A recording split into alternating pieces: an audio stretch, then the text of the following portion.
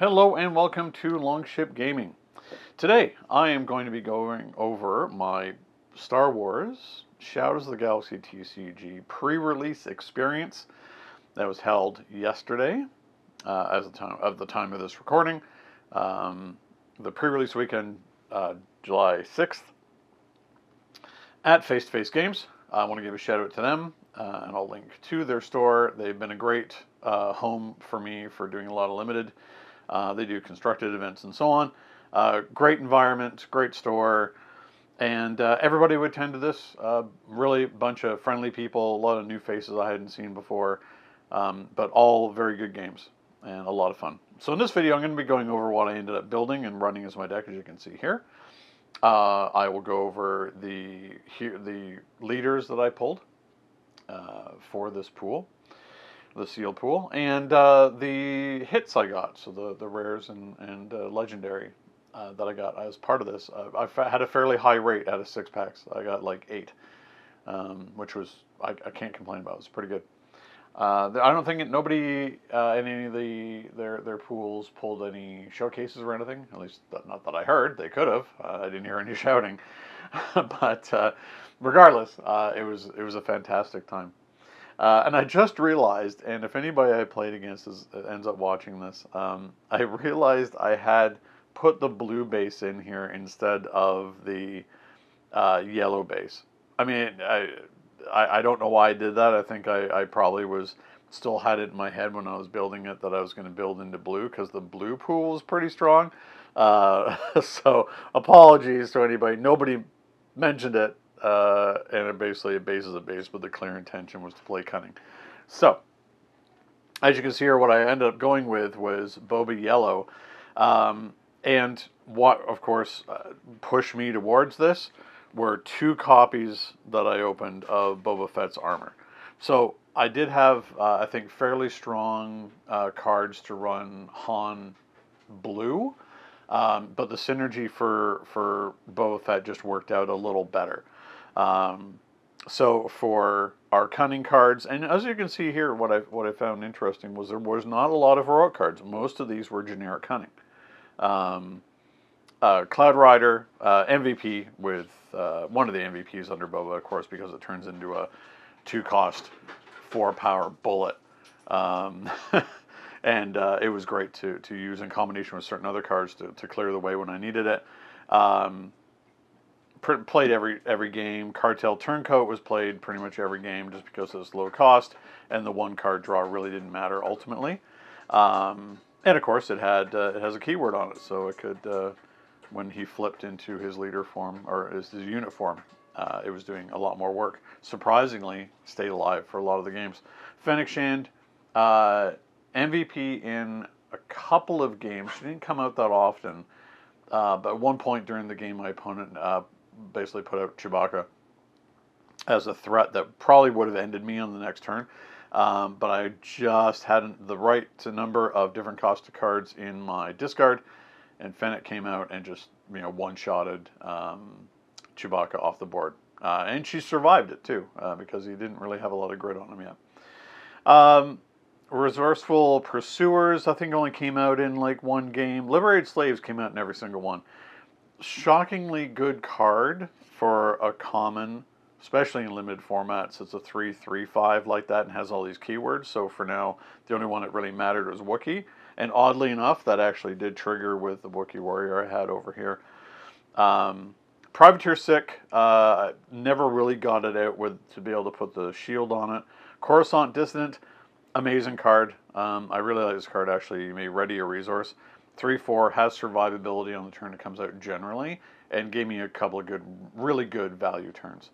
We got the good old reprint of the Mercenary Company. It's a 6/5/5 ambusher with Overwhelm.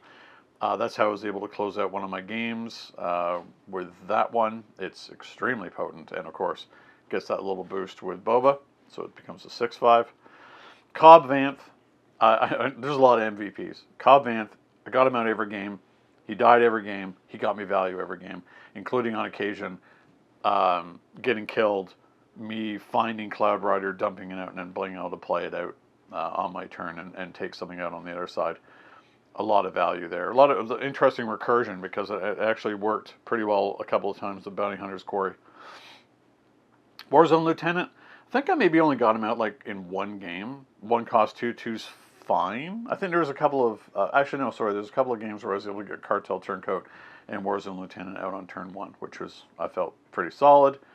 Kiraz came out, but I never really got to use his Overwhelm or on attack ability, and it was never really relevant.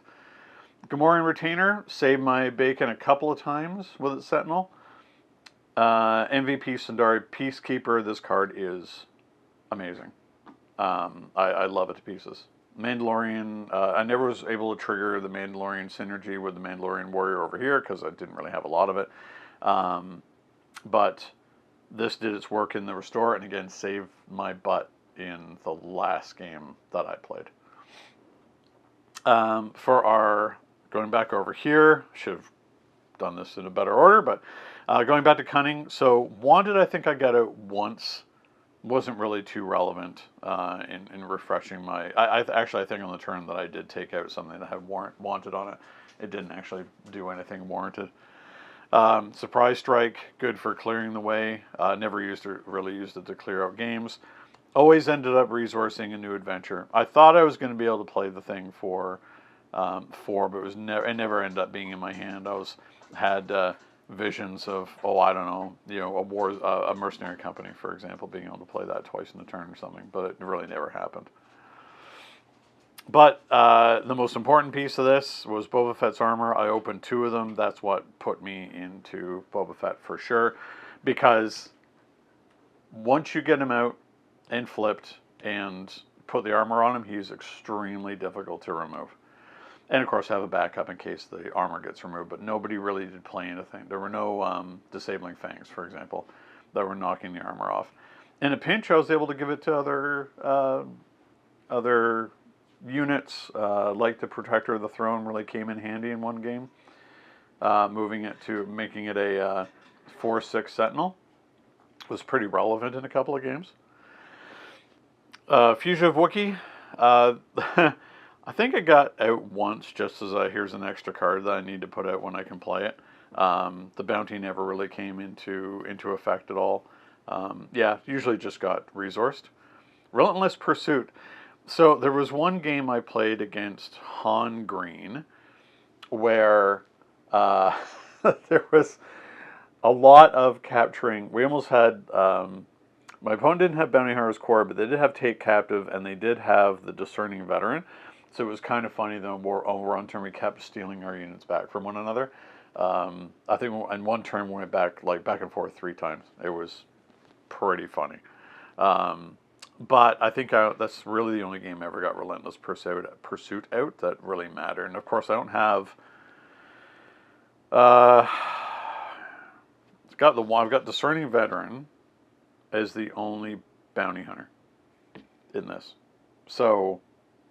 yeah, it never really got that, got the shield to place on anything. Discerning Veteran, very good. Almost every game I got to play it, almost every game I was able to capture. So capture, at least in my games, became more relevant.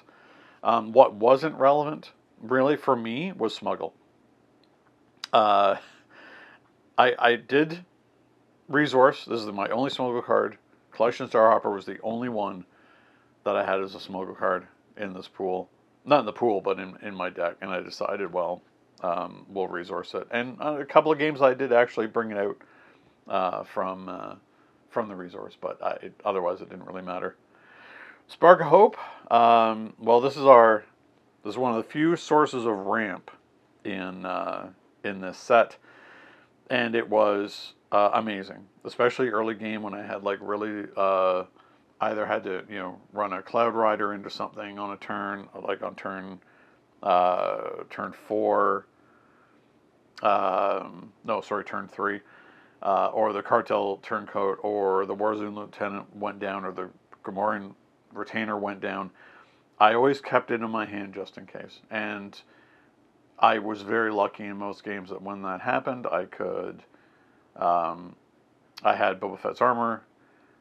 Spark of Hope went down. If I get it out, use it on turn 4. basically take that dead unit, turn it into a resource, and then I could have Boba Fett out a turn early, and on the same turn put his armor on him, and at that point he was on. You couldn't remove him, and he just did tons and tons and tons of work. When I think I played a total of 9 games. Each of the three, sorry, each of the matches went to 3 games, and every time that I got the armor on Boba, which was most of the games, he was almost impossible to remove. Moment of Glory, never used it, always got resourced. Take Captive, again, in that one match against Han Green, there was a lot, it was pretty funny. A lot of bouncing back and forth. And then our other cards here, Protect the Throne, actually, it's a 2/4 body, didn't hardly ever get Sentinel, but it's just a body.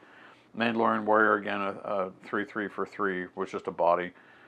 Wookiee Warrior, relevant in one game to draw a card, which was helpful, but otherwise didn't really do very much, and I never ended up playing Rich Ward. It always got resourced. So the games I played against, it was Cad Bane. Oh man, it's just been.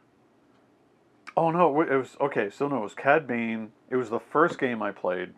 It was Cad Bane Green, and they were also playing a lot of course Underworld Synergy, and had capture. We had about the same amount of capture. So that was in the first games I played.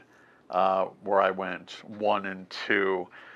We went to time because it was a very long game, and I basically just conceded. I maybe could have pulled it out in that game, but I was like, well, whatever. It doesn't ultimately really matter. I do think that my opponent probably was in a better position during that game, but there was no way for us to play it out. But that was it. So it was Cad Bane Green, or Cad Bane Command. Or there was a lot of these shenanigans. And Cad Bane is, as I suspected, no joke, just doing those 1-cost pings. And has a really big body on him, so he's very difficult to remove. But a lot of fun to play against. Round 2 was Han Blue. Most notably Han Blue with Chewbacca, which was fun. And I think he also had a DL-44, so that was... there was a really good back and forth in that game, and again, it went to our match. It went to 3 games, but a terrific opponent, and all the games were pretty close. Lastly, it was Ray. I want to say it was Ray Green as well. These were extremely close. There was one game where I ended up just winning by 1 point. My opponent was having difficulty closing out that one last point, and it was the Sundari Peacekeeper that kept me alive for that entire game. It was, it really was something. It was quite the back and forth fight in that one. But again, a lot of fun, and I encourage anybody who has a chance to go to one of these events. I mean, they are casual, they are fun. Hopefully, the one you go to has good rewards, which I'll show you in a second. Yeah, so that's what I ended up running, and when we're back from our little break here, we will have a look at the leaders and the rares and legendaries I ended up opening in the pool.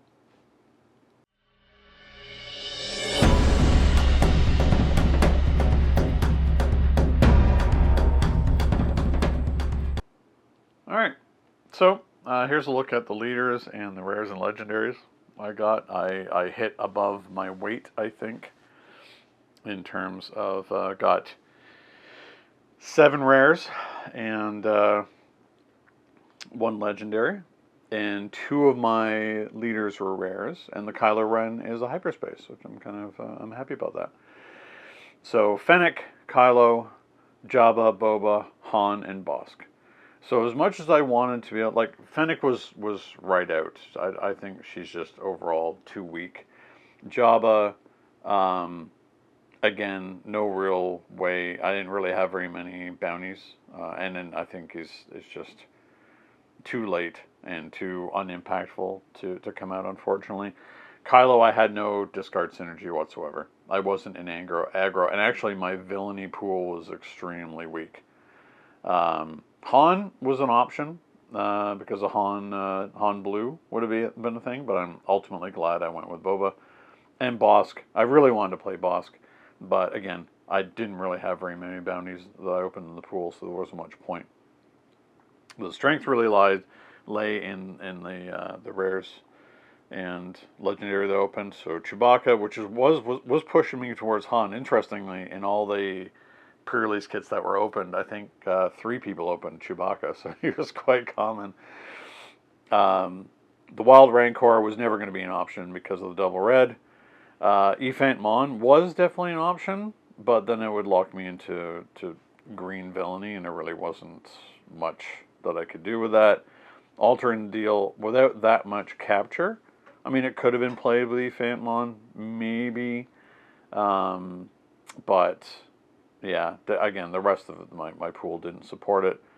Mandalorian, it was really pushing me. I could have had some Mandalorian synergy, and I did have some Sentinels in blue that this ability would have worked well with, but ultimately it wasn't really going to be worth it. But it really was ultimately Boba Fett's army, and Cobb Vanth that pushed me into playing him. This really was the deciding factor, and it's a good thing the rest of my pool was pretty good as well.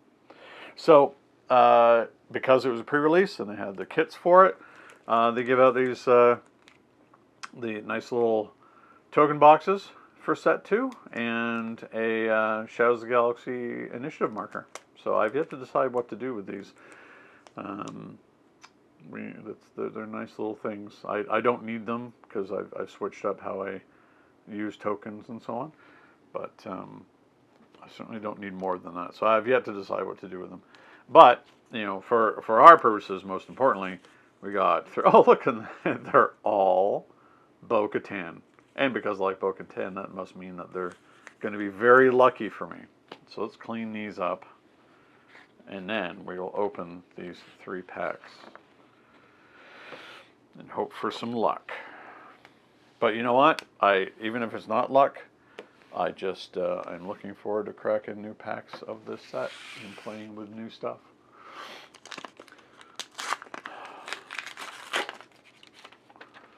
Alright, so Cad, okay, don't have him yet, that's good. Let's quickly go through our, we've got Hyperspace Weequay Pirate Gang. Oh, another Fennec Shand, okay. Scanning Officer, that's going to be a good one. Evidence of the Crime. So, take control of an upgrade that costs 3 or less and attach it to an eligible unit of your choice. Interesting. Don't know if that's going to be any good or not, but we shall see. Not what you call your big hit. Got another Boba. Oh, Hyperspace in the back. Foil. Nice. Frozen in Carbonite. Don't have one of those yet. Fen Rao. Second Chance. That's going to be an interesting one. Don't know if it's ever going to be relevant or not. Attached to a non-leader unit. Attached gains 1 defeated. For this phase, the unit's owner may play it from their discard pile for free. And a Hyperfoil Outland TIE Vanguard. It's a very pretty card. Alright. Here's hoping for big hits. I mean, again, I can't complain. These were effectively free. Okay, Han. Oh, McClunky. I don't have one of those yet. Run Reserves, Concord Dawn Interceptions, Unlicensed Headhunter, Inspiring Mentor, and Price on Your Head. So nothing spectacular, but still a good start to building out a collection. I can't really argue with that. Okay, well, thanks for watching. As I said, you know, if you get a chance to go to a pre-release, take it. It's a lot of fun. It's a good. At least ours was a good casual environment. Everybody was a solid player. Everybody was very friendly. And we have a great venue in face-to-face games. So until next time, happy gaming. Thank you so much for watching Longship Gaming. If you enjoyed this video, please like, subscribe, and leave a comment. It will really help the channel to grow and improve. Don't forget to hit the bell icon so you'll be notified when more Longship Gaming content goes live. Until next time, happy gaming.